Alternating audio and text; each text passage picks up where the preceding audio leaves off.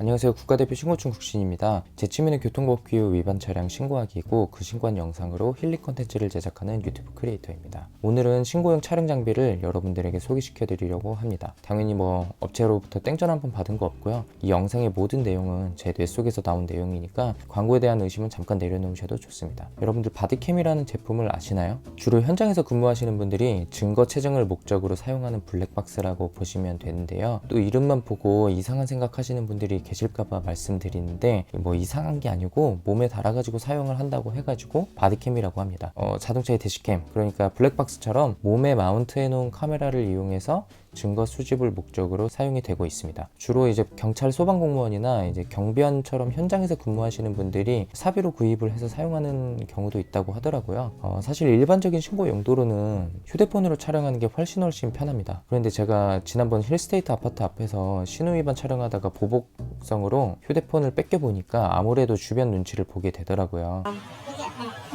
찍는 거예요? 공무 목적으로 찍는 거예요. 내비 목적으로? 네. 이거 사자가 아니에요? 여기 사냐? 아니, 여기 지나다녀요. 지나는데 근데 왜 찍어서 왜 신고를 하시는 거예요? 네? 공무 목적으로 찍는다니까? 아니, 이거를 왜 찍어요? 뭐 하시는 거예요? 지금 뭐 하시는 거예요? 숨기지 마세요. 왜 찍는 거예요? 뭐 하시는 거예요? 왜 찍는 거예요?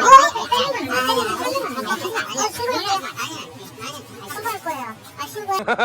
저는 신고 영상 콘텐츠도 제작을 할 겸 이제 전화기를 가로로 놓고 촬영을 하다 보니까 이게 뭔가를 찍는 것처럼 보이기는 하잖아요. 그래서 바디캠 같은 경우는 기기를 세로로 거치해 놨을 때 가로 모드로 촬영이 되고 몸체에 마운트가 달려 있다 보니까 이제 가방이나 옷에 달기도 편해 보여서 구매를 했습니다. 구매를 했는데 이게 결론을 먼저 말씀드리면 혹시나 이제 그 이륜차 공익제보단 활동하려고 구매를 한다고 하면 저는 비추천입니다. 이륜차 번호판 식별이 잘 안 되는 건 마찬가지더라고요. 이륜차 번호판은 그냥 스마트폰으로 어느 정도 시행착오를 겪으면서 자연스럽게 습득된 노하우를 가지고 촬영하시는 게 제일 좋은 것 같아요. 대신 번호판이 훨씬 큰 자동차들은 번호판 식별이 꽤 잘 되었습니다. 시중에 많이 팔리고 있는 FHD 블랙박스 화질 정도? 위반 일시 타임스탬프도 기록이 되어서 공익신고용으로 사용이 가능했고요.